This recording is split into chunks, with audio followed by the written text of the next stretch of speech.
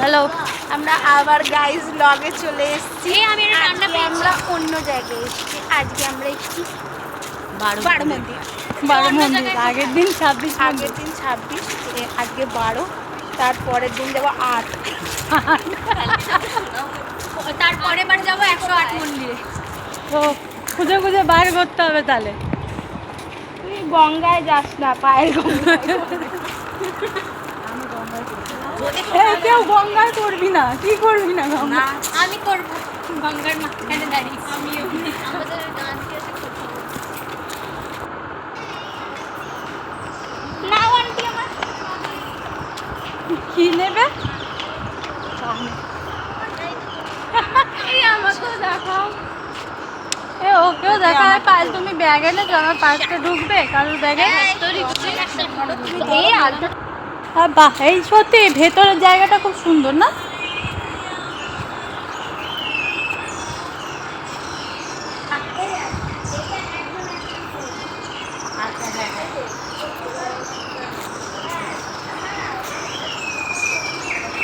ভেতরটা মন্দির আছে, জানতাম না একটা।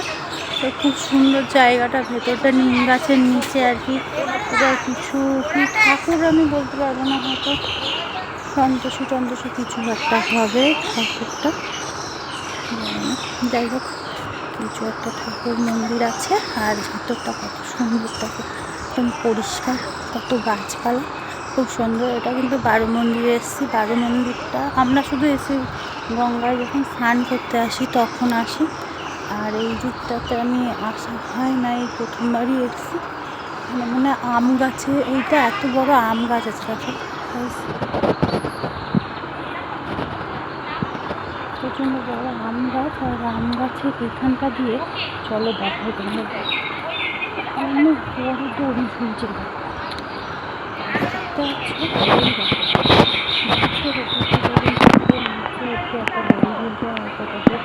আম গাছে ওঠা অনেক বড় আম গাছ, কোনো কোনো গাছে অনেক বড় বড় গাছ আছে, কোনো কোনো গাছে মনে এখানে ওঠা হয়, বুঝতে পারলে?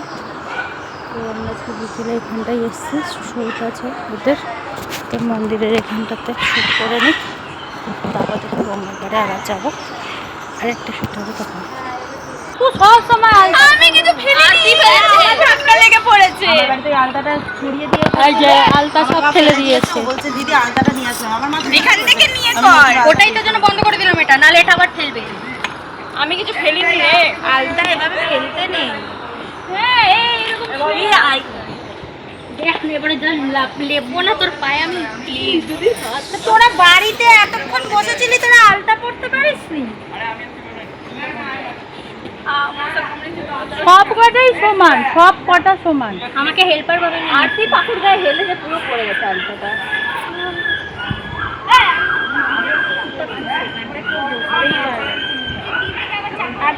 তোর মা দেখ বানাবো না, কত আলতা ফেলে দিয়েছে। তোর মর্ডার করেছি আমরা। হাত দিয়ে হাত দিয়ে রাখো, হাত দিয়ে এখানে আলতা পড়াচ্ছে, লেপছে। এই একটা হালকা দাঁড়াও, হাতটা ঝেড়ে পুন্ডি দিবি। কি বললো? পুন্ডি দিবি? না, ঢালা যাবে। এই আমার জুতো বলছে পুন্ডি। আর তুলতে হবে না, ঠিক আছে, খেয়ে তুমি করে দিয়েছো, রেখে দাও। না, এটা বেস্ট হবে। আলতা তুলছে, ছেড়ে দে, হাত ধো, যা। জামা কাপড় সাদা সাদা সব নষ্ট করে। একটা কথা বলবো, হাত আমি লাল করে নেবো, করে নি। Guys what is this guys, ये क्या है? शूट ऋतु दी के वेट नो वेट নিয়ে না যা, সব নিছো? সব নিয়েছে সব। চল, প্লাস্টিক এনে দিলে এই তো কানের দুল চেঞ্জ করে নে, কানের পরে নে।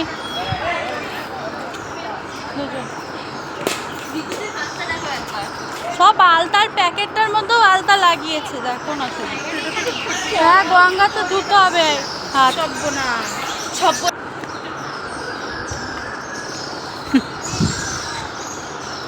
কুকুরের জন্য নাচ করতে হচ্ছিস না, কুকুরও নাচ করবে তোদের সাথে।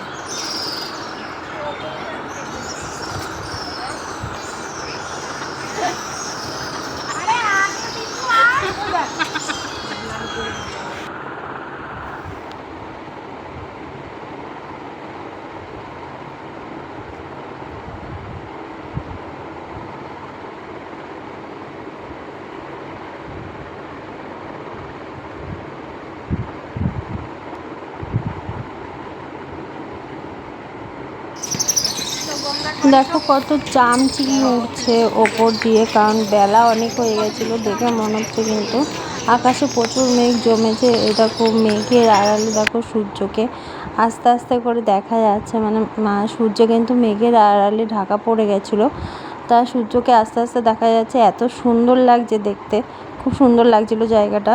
আর অনেকদিন পর এসছে, কারণ ফটো শুট হচ্ছে। কোনটা ভালো লাগছে? আমি এখনো একটাও ভালো ফটো তুলিনি। এই তোরা না ফটোগ্রাফারের দোষ। হ্যাঁ, আমি একটা গঙ্গার সামনে বলছে, গঙ্গার সামনে কি তুলবে? নাও না, খুব তুমি তাড়াতাড়ি করো, আরে অন্ধকার হয়ে গেলে প্রবলেম আছে।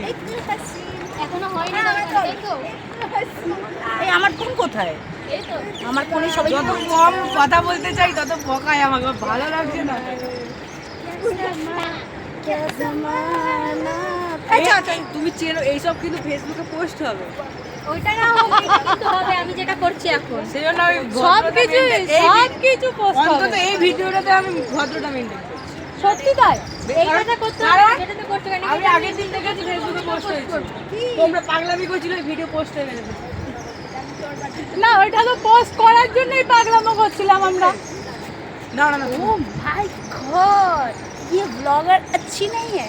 না না না, তুমি কোথায় দাঁড়াবে, দাঁড়া ছবিটা তুলে চাই। আমার ফোন, তোমার ফোন ওদের কাছে। আমি চলে যাবো এখান থেকে।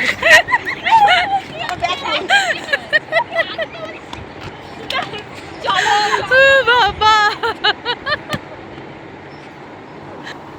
আমরা চলে এসেছি। এটা কিন্তু মানে অপোজ সাইডে, যেই সাইডটাতে গেছিলাম প্রথমে মন্দিরে, যেই দিকটাতে ডান্স আর কি ওদের শ্যুট হচ্ছিল, তার কিন্তু ঠিক অপোজ সাইডে চলে এসেছি। আমরা তো এই দুটো সাইডে একদমই কোনোদিনও আসিনি, কারণ আমরা যেহেতু পুজো দিতে আসি কোনো কোনো সময়তে গঙ্গাতে স্নান করে, তো মন্দিরে পুজো দিয়ে আমরা যেহেতু বেরিয়ে যাই, তার জন্য এই সাইডগুলো কিন্তু কখনোই দেখা হয় না।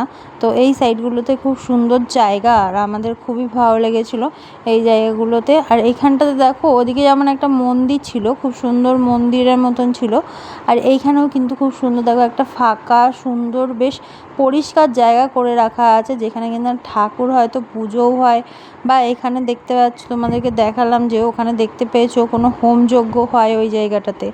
আর এখানে দেখো ওই যে ড্যান্সের শ্যুট চলছে দেখতে পাচ্ছ, এটা কিন্তু আমাদের ক্যামেরাম্যান, যখন এই ক্যামেরাম্যান না আসে তখন কিন্তু আমরা কেউ না কেউ ক্যামেরা করি আর কি, মানে ওই কিন্তু অরিজিনাল ক্যামেরাম্যান ওই, ও ড্যান্সার ওই, ক্যামেরাম্যান ওই সব।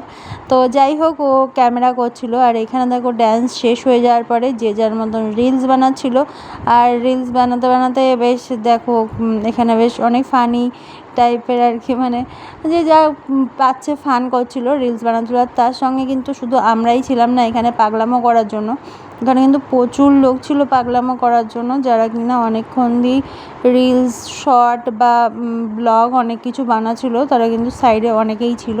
আমরা আসার আগের থেকেই তারা বানাচ্ছিল, তা আমরাও এখান থেকে চলে যাচ্ছিলাম।